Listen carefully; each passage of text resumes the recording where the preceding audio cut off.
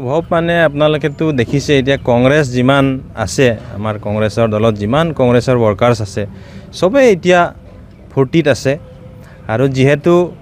গৌৰৱ গগৈ ডাঙৰীয়া সভাপতি হোৱাৰ পিছত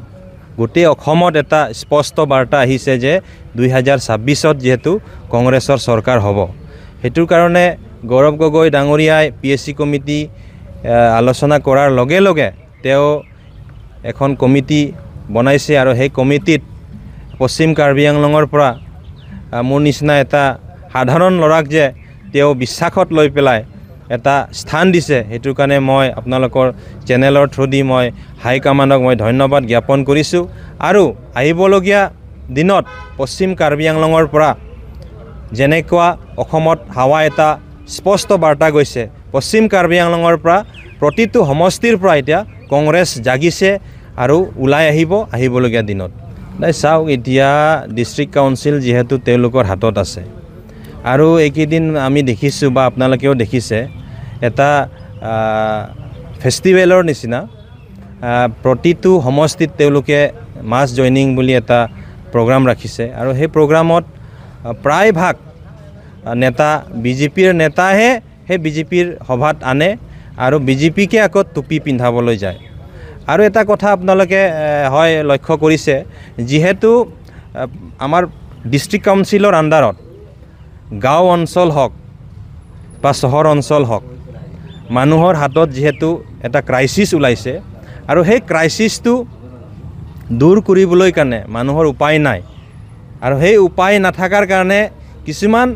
বিজেপি নেতাই সুযোগ লৈ পেলাই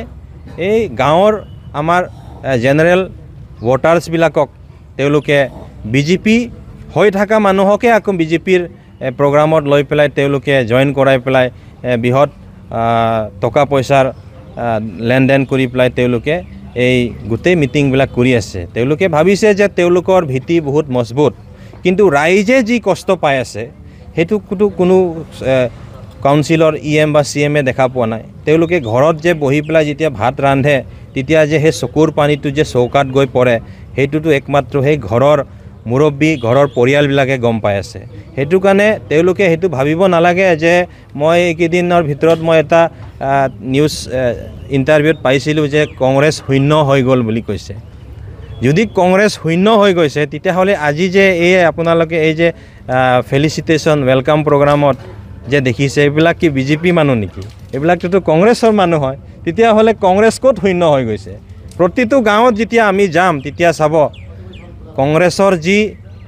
হাত সেই হাতটো শক্তিশালী কৰিবলৈ গাঁৱৰ পৰা ৰাইজ ওলাই আহিব সেইটো কাৰণে মই আশা ৰাখিছোঁ আহিবলগীয়া দিনত ৰাইজে যি কষ্ট পাইছে সেই কষ্ট পোৱাৰ যি